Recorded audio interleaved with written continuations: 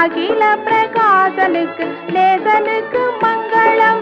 ஆதிசருவேசனுக்கு ஈசனுக்கு மங்களம். அகில பிரகாசனுக்கு நேசனுக்கு மங்களம்.